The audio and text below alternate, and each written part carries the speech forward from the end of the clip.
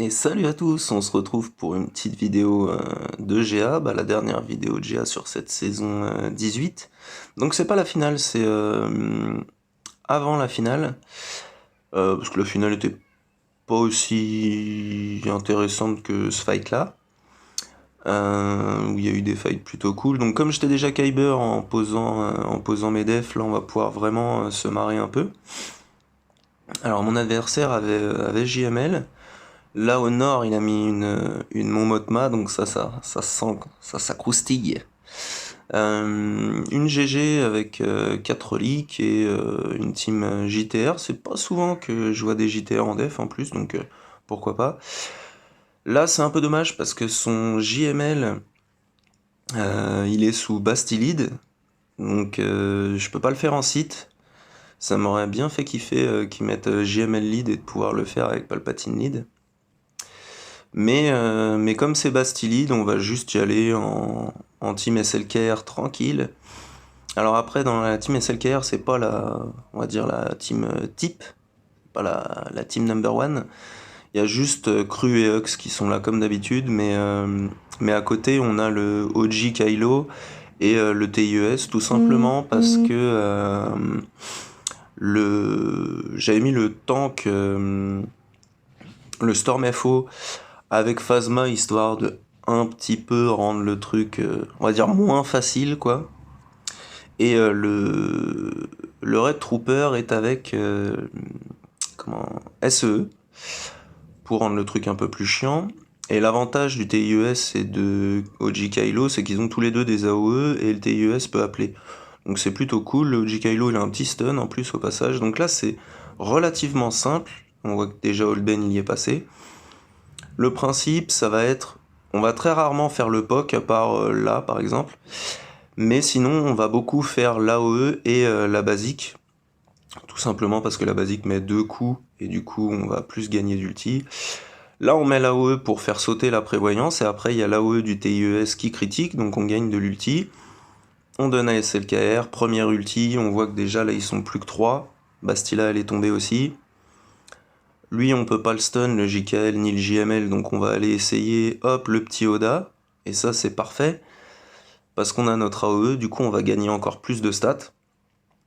Et du coup, on voit qu'il tombe. Bon, généralement, c'est du combat GL contre GL, donc voilà. Tada! Disparition. Et puis là, on va balancer nos AOE, histoire de monter nos stats et de regagner encore de l'ulti, vu qu'ils sont encore 2, ça met 2 coups quand même. Et d'augmenter nos stats petit à petit. Et puis là, quand c'est en 1 contre 1, JML il a plus aucune chance. Même quand il y a Watt dans la team, ça change absolument rien. Il suffit juste d'alterner AOE et basique. Et puis de balancer votre ulti quand vous en avez l'occasion. Vous pouvez attendre qu'il soit full chargé ou juste une charge. Ça change pas grand chose. Mais au bout d'un moment, le JML il tombe parce que SLKR bourrine beaucoup trop fort, quoi. Comme là. Donc on peut voir que pour une fois je l'ai fait en même temps je les record et en même temps j'étais sur Discord comme on peut voir en haut à gauche avec les amis cookies pour se marrer. Donc la petite team CLS, enfin petite, une belle team CLS on va dire, avec le Han assez costaud. On va envoyer des R parce j'ai pas envie de faire autre chose et puis je veux voir ce qu'il y a derrière. C'est pour ça que je garde mes sites classiques, pas mes empires sites, pour voir un peu ce qu'on peut faire, étant donné que je regarde pas swigo.gg. Je sais pas trop ce qu'il peut avoir mis, s'il a mis du lourd ou quoi, je préfère garder Vador, s'il a mis des R en def par exemple derrière ou quoi. Ce qui peut être assez étonnant quand même.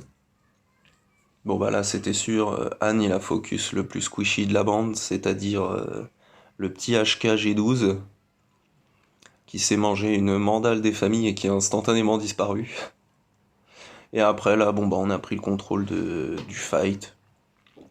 Ça va être, euh, ça va être juste les tomber les uns après les autres, quoi. Là en plus, CLS se chope la marque de mort comme Chui passe dans le jaune. Il se la rechoppe parce qu'il passe lui-même dans le jaune. Donc on le drain. Il n'y a plus de Chui, il n'y a plus CLS. Donc là on est à peu près tranquille. On va aller finir Chupio. histoire qu'ils nous mettent pas une AOE des familles. Et ensuite, on va aller finir Anne tranquille.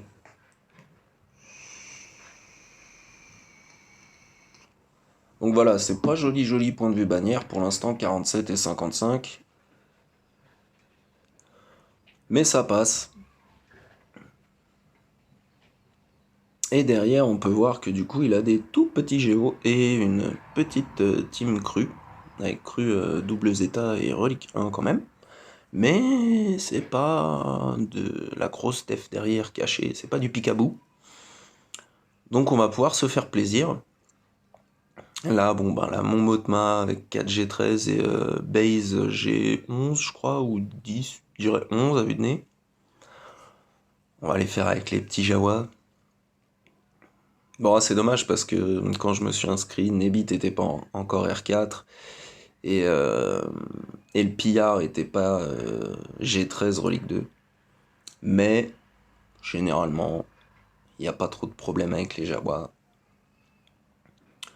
On taunt avec Nebit, ce qui fait qu'ils vont s'acharner un peu dessus là. On peut balancer nos AOE avec les autres, sauf avec le pillard pour garder notre grenade au moment opportun. Là, c'est vraiment dommage parce que si l'ingénieur avait joué juste avant, il aurait pu sauver Nebit avec son heal. Ça aurait pu faire peut-être un peu plus de bannières, au moins pour le Jawa normal qui vient de décéder. Et puis là, bon bah... Là, ça sent bon, là. Fin. 50 bannières, donc on reste sur du score dégueulasse. Hein.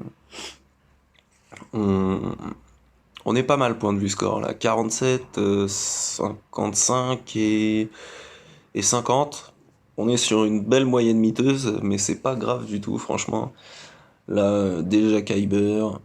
En plus, j'étais à peu près, en faisant mes conneries avec les Jawa à chaque match, j'étais quand même 1100 et quelques, je crois.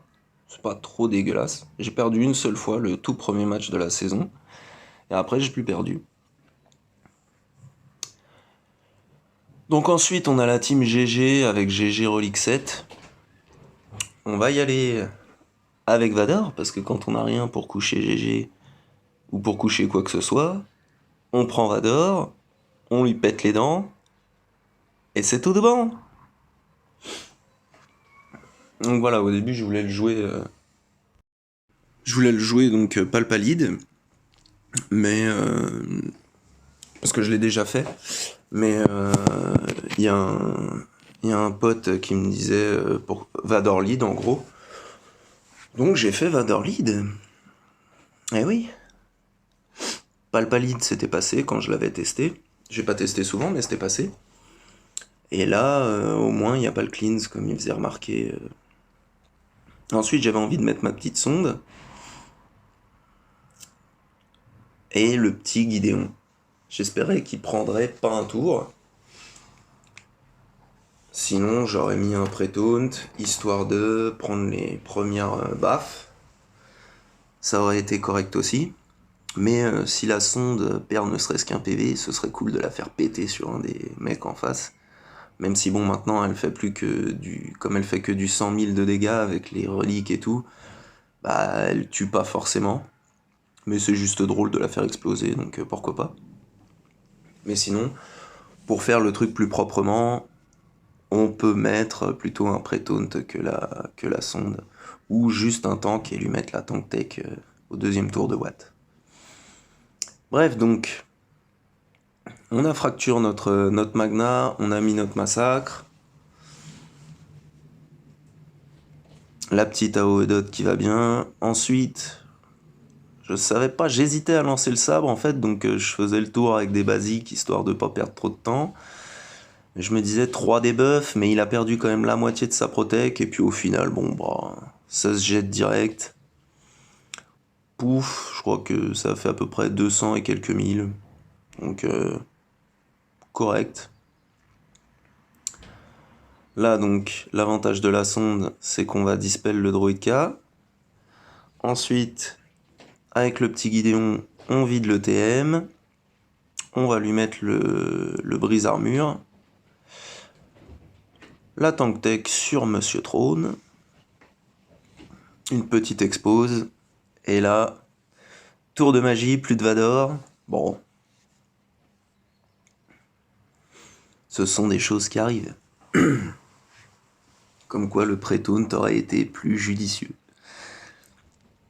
Mais GG est tombé, même si on perd, c'est pas très grave.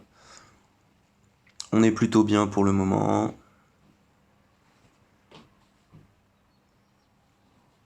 Voilà, le petit finish de Trône sur le DDK.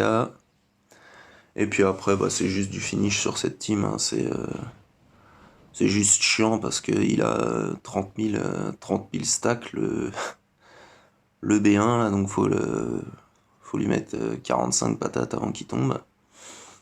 Mais bon, ça se prend. Le seul avantage, c'est on a deux solutions pour réduire du TM, c'est la sonde et Gideon. On a la fracture de trône qui fait que le Magna ne bouge pas. Donc on a le temps de remettre nos 4 persos full vie, full protect, surtout qu'on a deux manières de retrouver de la protection. C'est le swap de trône et puis l'AOE de Gideon, donc ça c'est vraiment pas mal. Voilà, B1 est enfin tombé. Le Magna il se reprend une fracture. Full protect, en auto, parfait. Bien joué les gars. Hop là, le petit coup d'épée pour tuer, c'est stylé. 57 bannières, on a perdu Vador, bon. C'est le meilleur résultat jusqu'à présent. On va pas s'en plaindre. Après, il y a la petite team JTR. Bon, il y a 3 reliques dessus. Il me reste Revan. Ça devrait aller.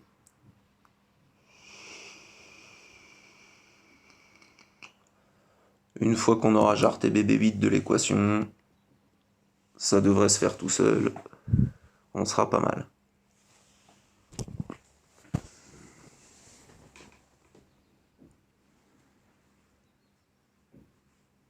Petit chargement un peu longuet. Voilà, donc comme on commence, on va marquer BB8 direct pour aller le rectifier. Et ensuite, la team, elle sera plutôt facile à battre.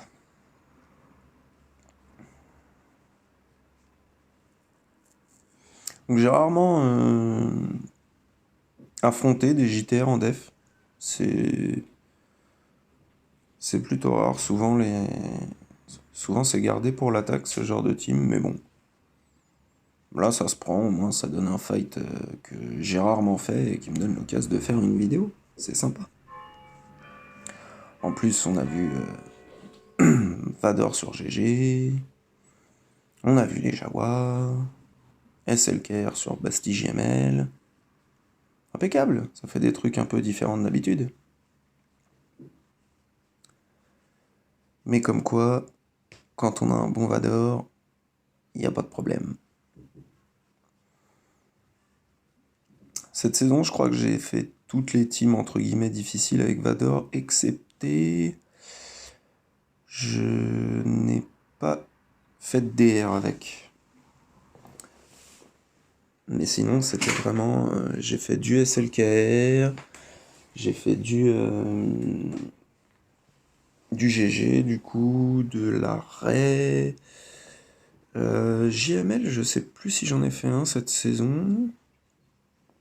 J'ai fait des tests dessus, mais je me rappelle plus si c'était dans les GA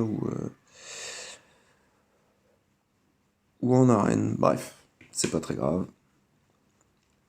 Et du coup, comme on a utilisé nos Jawa, on va se tenter un petit solo Traya comme à l'Herolic 6.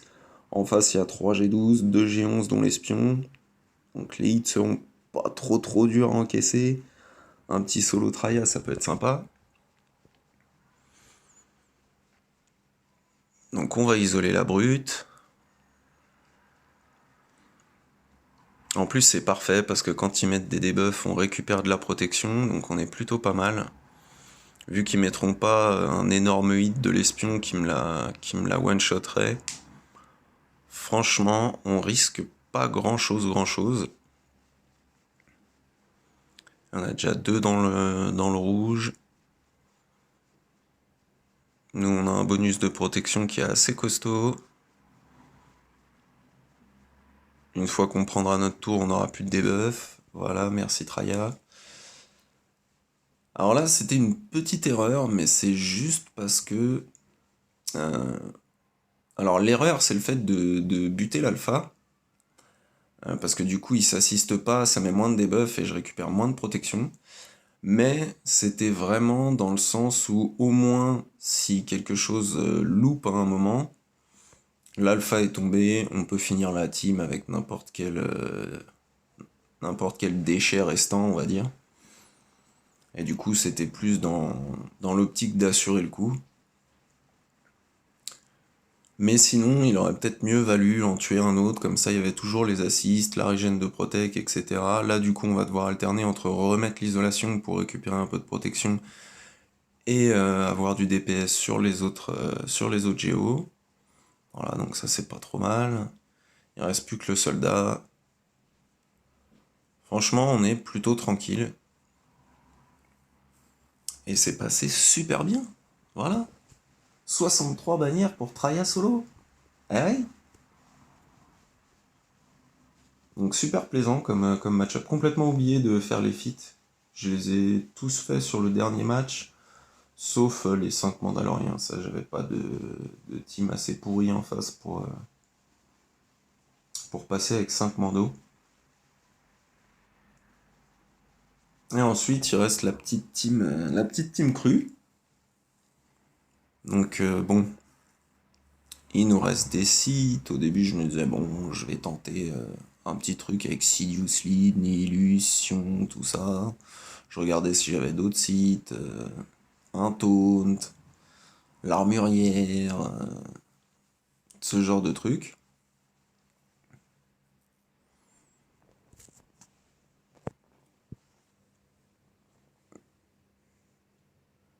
Et puis au final, j'ai vu que j'avais toujours mes troopers. Donc bon, on va pas s'embêter. On va faire les troopers sur le petit cru.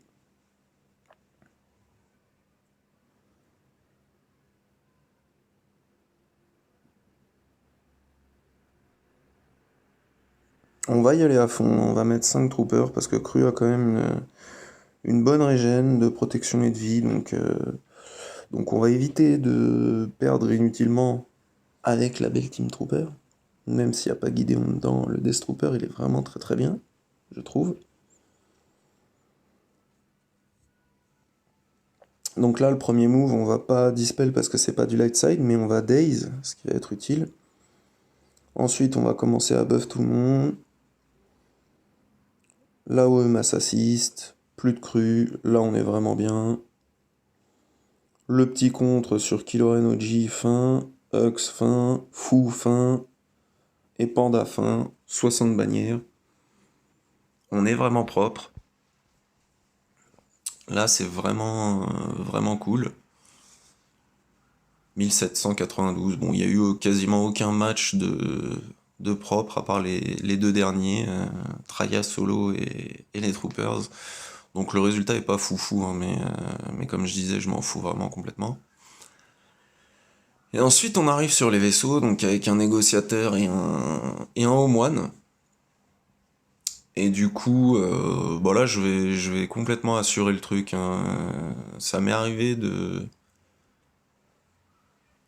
mettre pas assez de renfort pour gratter une de bannière inutilement et de me retrouver avec des RNG de merde et de fail. Du coup, là, je vais vraiment assurer le coup.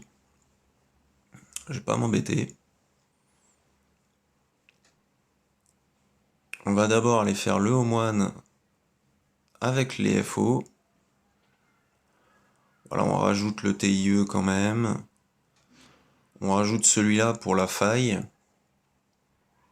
Et on fout Bosque au cas où Cru commence à être vraiment low en vie. Mais techniquement, il n'y avait pas besoin de grand-chose. Normalement, avec le starter des 3, ça passe plutôt bien. Donc là, il y a deux possibilités, c'est soit mettre la poursuite directe, soit tenter le stun en appelant cru avec la basique. Personnellement, je préfère largement mettre la poursuite.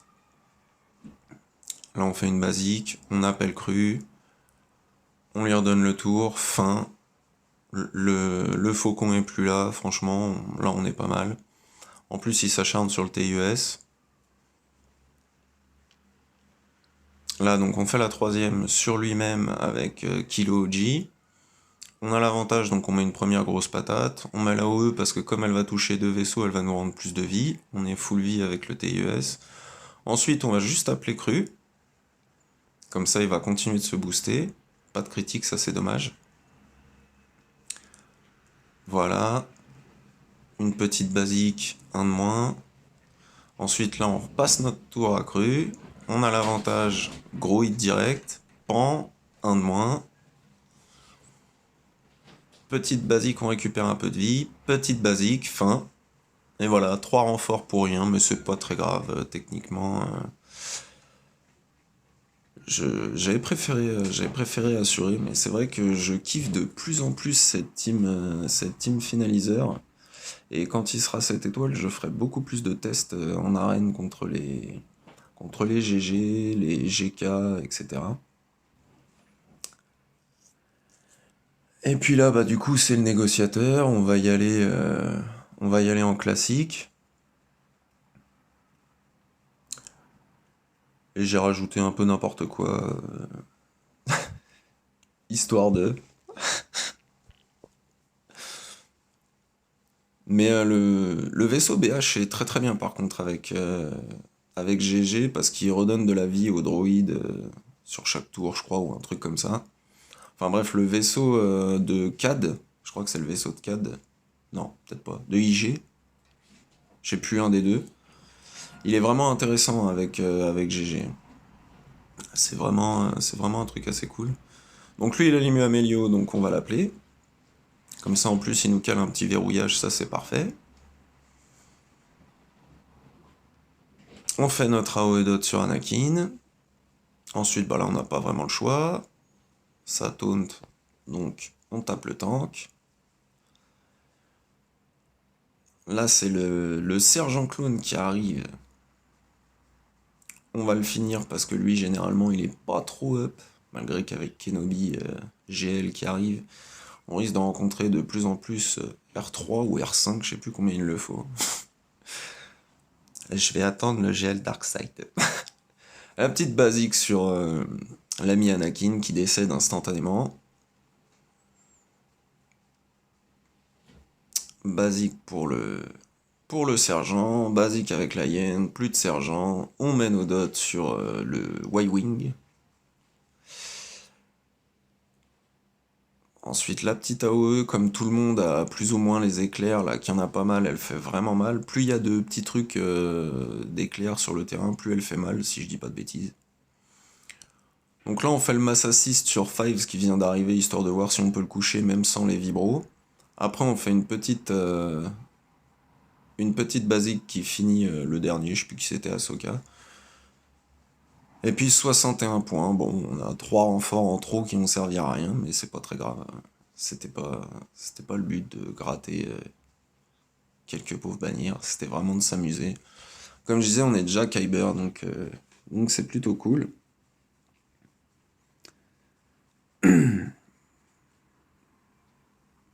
Et voilà, du coup, bah là mes défenses c'était donc SE avec quelques sites sympas, ma team GG ridicule.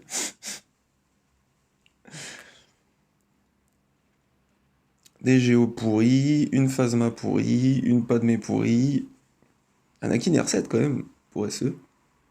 Et voilà comment ça se termine. Donc il a pas passé SE. Donc voilà, ça fait une victoire de plus pour Canard. Le match suivant, voilà comment ça s'est terminé. Il a pas passé SLKR, donc j'ai gagné aussi. Et voilà, je finis à peu près dans les 500 en plus, voire 600 en plus selon les derniers feats, les derniers mecs qui n'ont pas récupéré leur truc. Et voilà, et du coup, sans spécialement chercher de bons classements ou quoi, je me suis bien amusé cette saison, c'était bien fun, j'ai utilisé les Jawa quasiment à chaque match, je crois qu'il y a un match où je les ai pas utilisés. Perdu le premier match de la saison, full victoire dans la foulée, en s'amusant bien, c'était vraiment cool. Et j'espère que votre saison de GA se sera aussi bien passée que la mienne. Allez, je vous laisse, bon jeu à tous.